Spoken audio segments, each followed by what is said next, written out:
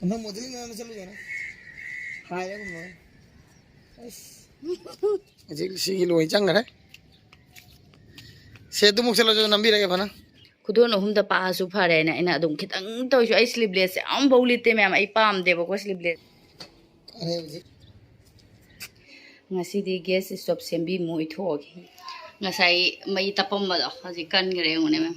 hai mem ngasi di akari hijang thom duno khanbada ai di kok sana loibada hawai thongjallage aduga jendem hap ke na hawai thongbada jendem se maka ma le kano to ge lakpan aduga hemuna atenge de dum ngasang ngang na ne hektu dana ne ngasang ngang he do sindi na amaka hege aina asiga he aduga hawai thongbada hapchalurani hawai se chaning da bana di loi bani da adugu adum thongjallage se hori semaga thongdorne chakti thagalaba aina kaidang thongdono khallinge da dum theng tare na aduga sigi manasina aina bora hoge na kanmani khana lere kana roiduna hawai se kam thoge aduga si ngone mem aigi gas se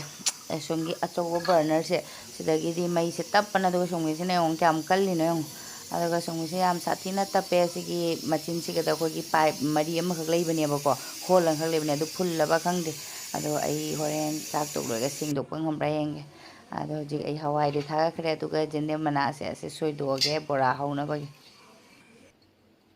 jende mana se yong ama khatang ni na khulik ama ana tilho ama ka soijalla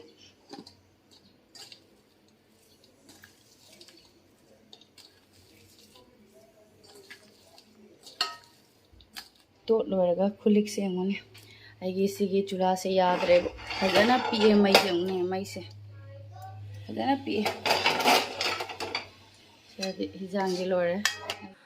jende mana di manghandre adum bora se masakti thibane bako adum krem krem launa di haure di ende mana se dum chadi chana bani da mayam su aduga bora haulora mina se mayam tonga nga su dune ba koi ke hentak aina bedo adu se mamang sa hiri ne bongna prok bani chadana dum le ngasi di morok aina met ke na kangsoi da dikitang itang ha ba ase phajana ta khaira ge met pi oina ba iron ba khara su le se met na lore aduga bora ga chak chana ba tawragi sak to kon pheng loraga se ko pam nga le re sena nung thang thong ban na hani ku bong na haw ge du le ri ne sin se haw di haw re na hang lupa chani ga yang khai we mare kg da ne pawa da lupa humbu humbu to na lo bane ba se haw di haw re han cha da do ka kintin de gi pore mare biscuit me ama ma yaw re se biscuit se haw bane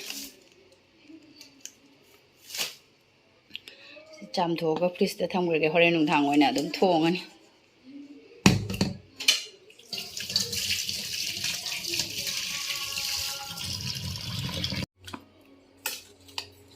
aigi sigi gas burner asawase asida tappa mina si suina han sengna singdokibane bako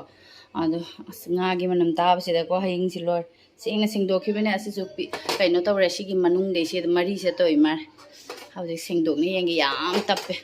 nga manam sida haying na loire ne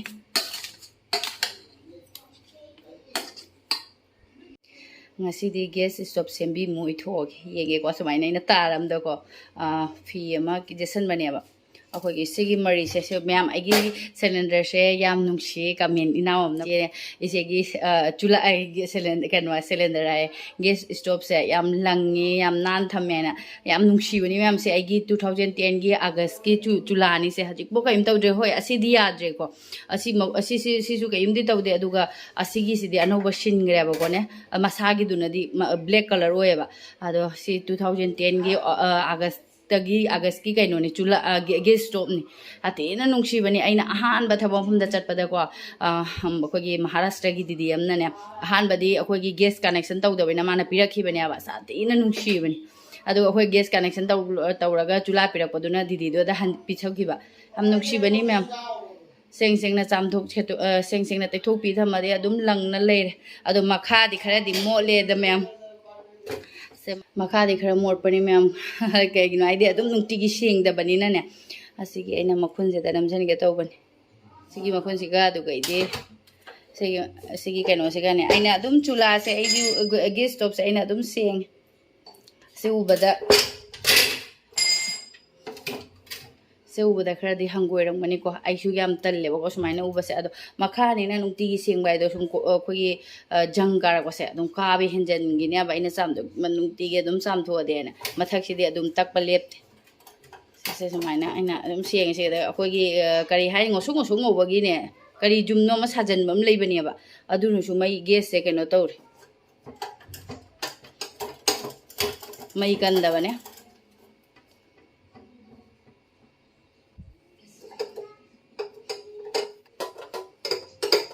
si tar macha sina di nung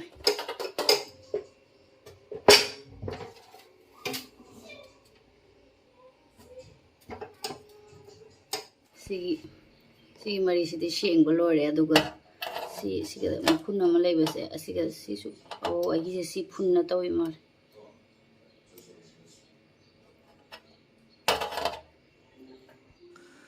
अखोई on off gas on off तौथोकबसे असिदगी सिगी मपासे दा अखोई मचिन पिट्रू से लेबनेबको जेतुमना सु चांगदबने सिगुम copper की अखोई वायर से वायर की मनुंगदा तार मचा मा यावबा असिनता ओइना चांगबनेबको सुमाइना मखतंग ओइदि सुम चांगखरे दो सेंगना सुमाइना कनो तौबिबको याम हाइबोदि नतेदा को मैम अदुम आइसु खंगजबदो शेयर तौबनी मयामगिसु सुमाइना लेदि सेमबा याइनाको आइना हाइजबदि फजना क्लीन दि तौरे अदो येंगबिनरस हजिक जारबे येंगे मैम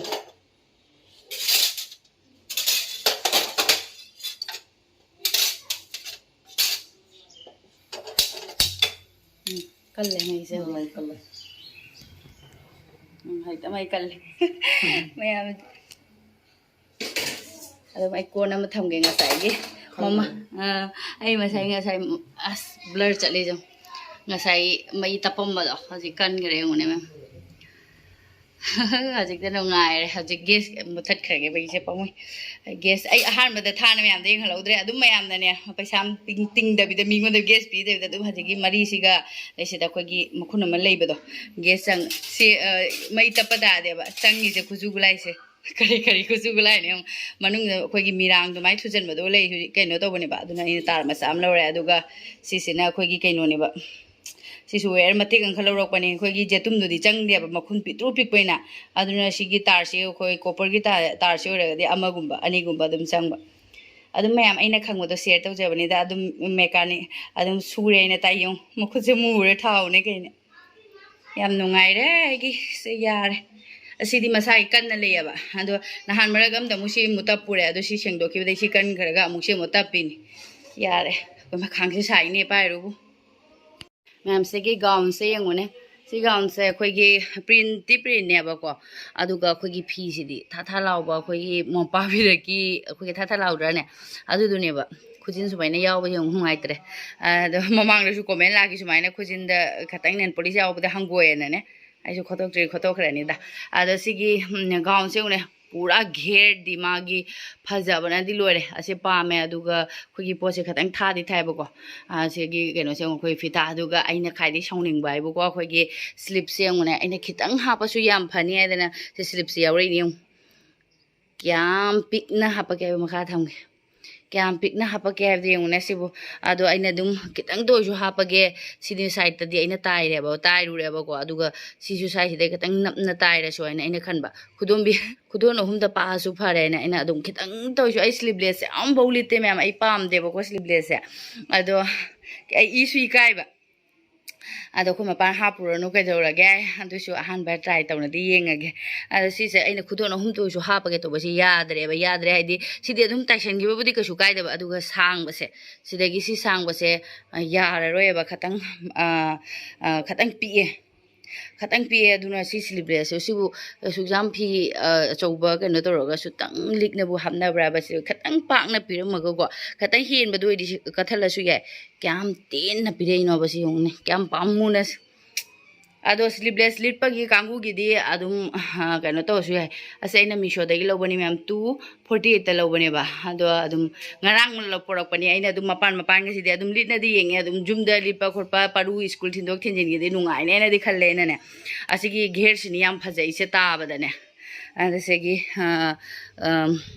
ꯁꯤꯒꯗ ꯑꯩꯅ ꯁꯤꯂꯥꯏꯒꯗꯤ ꯑꯃꯨꯛ ꯂꯣꯏꯅ ꯑꯃꯨꯛ ꯁꯤꯂꯥꯏꯗꯤ ꯉꯔꯥꯡꯗꯤ ꯇꯧꯈ꯭ꯔꯕꯅꯤ ꯑꯗꯣ ꯉꯁꯤ ꯚꯤꯗꯤꯑꯣꯗ ꯍꯥꯞꯆꯔꯛꯄꯅꯦ ꯑꯗꯨꯝ ꯍꯥꯏꯗꯤ ꯐꯖꯕꯨꯗꯤ ꯌꯥꯝ ꯐꯖꯕ ꯅꯠꯇꯦ ꯑꯗꯨꯝ ꯑꯩꯅ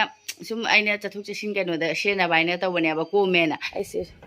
ꯁꯨꯃꯥꯏꯅ ꯃꯊꯛꯇ ꯀꯥꯔꯛꯏꯅꯤ ꯁꯨꯃꯥꯏꯅ ꯁ꯭ꯂꯤꯞꯂꯦꯁꯁꯦ ꯑꯃꯨꯛ ꯌꯥꯝ ꯇꯜꯂꯦ ꯍꯩꯅꯗꯕꯅꯤ ꯑꯩꯈꯣꯏ ꯃꯄꯥꯟꯗ ꯁꯨꯝ ꯀꯥꯏꯗꯦ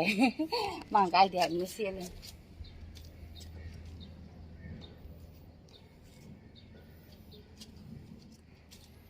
धमके मालूम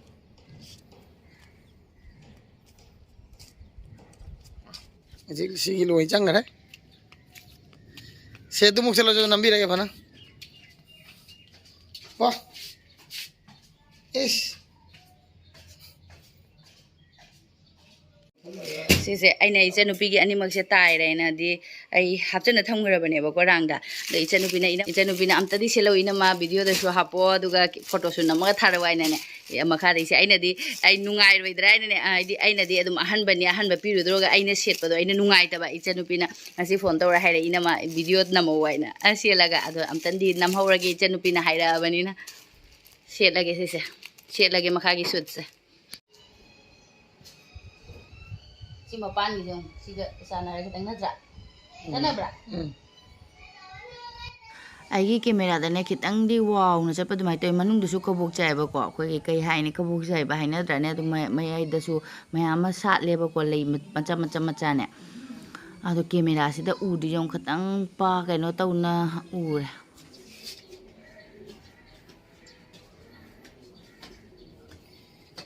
अरे जी हम से लगे ꯀꯦꯃꯦꯔꯥꯗ ꯀꯩꯅꯣꯁꯦ ꯑꯩꯈꯣꯏꯒꯤ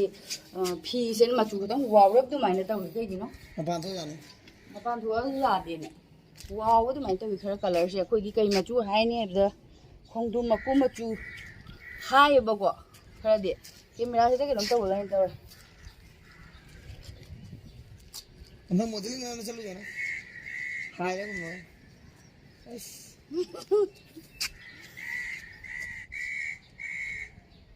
자, 색색 떨어질라. 사버시다 삼가 뽕납납해.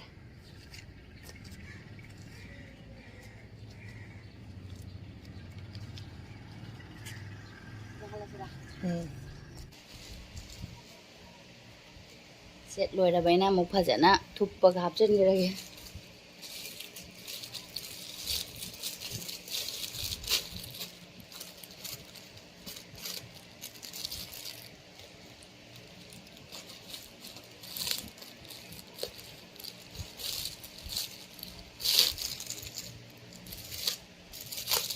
Sekai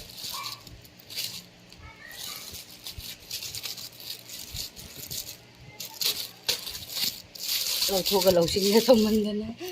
ꯌꯥꯏ ꯁꯤ ꯈꯨꯗꯥꯡꯁꯤꯕꯨ ꯌꯦꯡꯉꯕ ꯁꯤ ꯄꯦꯟꯗ꯭ꯔꯤꯕ Ore. Tama también.